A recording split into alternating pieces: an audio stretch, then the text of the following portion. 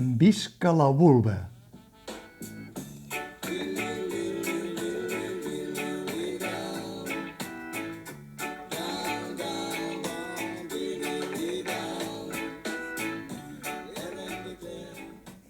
No és que m'hagi agafat un rampell feminista amb aquest títol. Visca la vulva és un dels lemes que presideix el muntatge Sud 62 graus 58 minuts, Oest 60 graus 39 minuts, de la companyia belga Peeping Tom. Visca la vulva, doncs, i el que calgui que pengi i que s'hi assembli, posats a no discriminar. Els espectadors que vegin l'espectacle entendran per què. Els Peeping Tom continuen amb les seves coordenades artístiques, aquesta vegada més que mai, perquè el títol de l'espectacle són precisament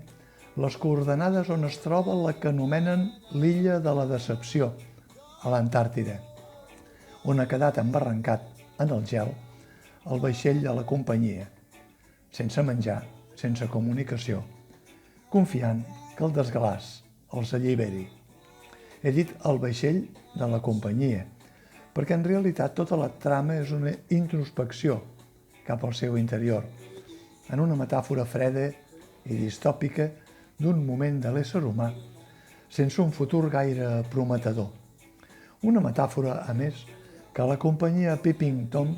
fa extensiva a la situació degradada de les relacions personals. Els Peeping Tom tenen el do de crear un espectacle clarament híbrid a partir del que seria el registre de la dansa, però aquesta vegada molt més híbrid que no pas en el seu últim espectacle Tríptich, vist també al TNC fa 2 anys, on el vaixell ja hi era, però en la seva decoració estil Titanic de les cabines i els salons interiors. Ara, en aquest nou espectacle hi ha una bona part considerable de text, sempre sobretitulat, esclar,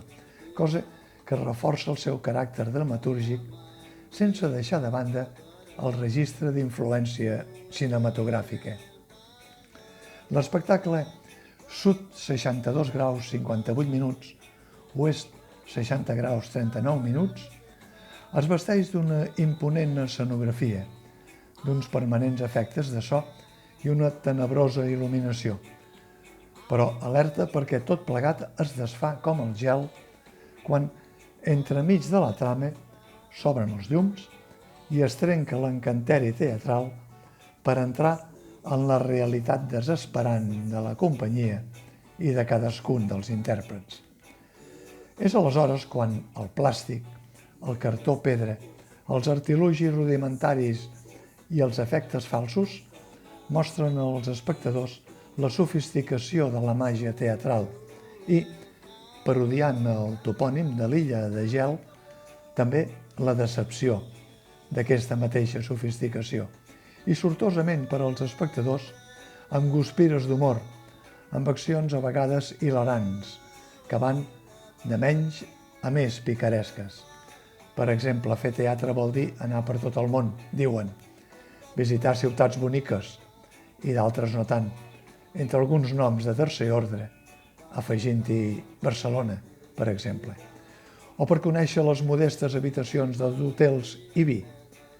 picades d'ullet iròniques que ajuden a somriure i que no fan cap mal.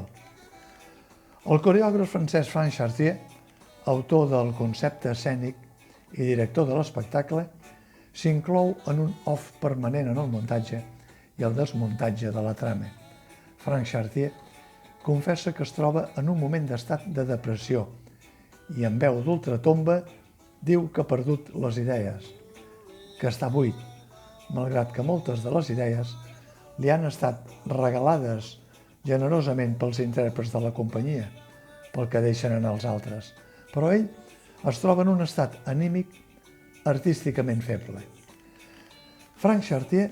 dialoga amb els intèrprets, els interpel·la i l'interpel·len, juguen a fer teatre dins el teatre i repeteixen escenes en un assaig improvisat on el naufragi és una estafa i l'illa de gel una massa de plàstic relliscosa, com el fals bombo de vestuari de l'embaràs d'una de les actrius, de material tan poc sostenible com poc respectuós amb el medi ambient. El discurs d'aquest sud 62 graus 58 minuts, oest 60 graus 39 minuts, dels Peeping Tom, està farcit de reflexions sobre allò que preocupa la societat actual. La solitud personal,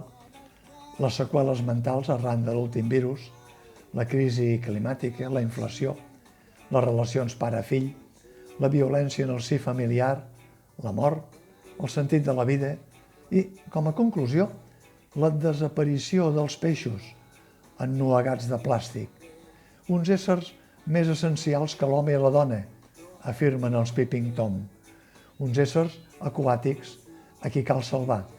ni que sigui amb un exercici de respiració artificial, a falta d'un desfibrilador d'emergència, que el vestíbul del TNC, per cert, ja té, per si de cas, perquè en teatre no se sap mai el que pot passar. Sud 62 graus 58 minuts, oest 60 graus 39 minuts, no es mou de les coordenades establertes i és un espectacle eminentment de mirada plàstica, que arrenca amb una certa lentitud, cosa que no ha de decebre els espectadors, malgrat el nom de l'illa Decepció, i que va pujant de to progressivament, deixant que cadascun dels intèrprets tingui el seu moment de glòria, en una opció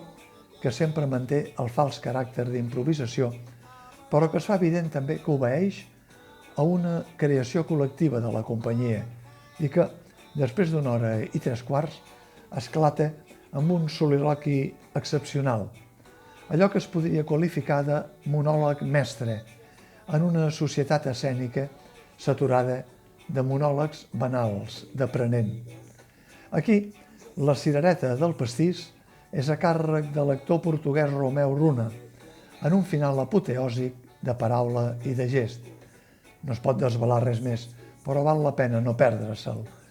i que no necessita cap efecte escenogràfic d'aquells espectaculars per épater les bourgeois, com tantes vegades passa, perquè ell sol, a peu de platea, cara a cara amb els espectadors, més aviat diguem que pèl a pèl amb els espectadors, en té prou amb la paraula esquinçadora, en èxtasi, que és com un plor, un lament que li surt de l'ànima i que deixa com a llegat a tot l'auditori l'immens plaer de la foscor. Ens cal més Peeping Tom perquè es torni a fer la llum teatral.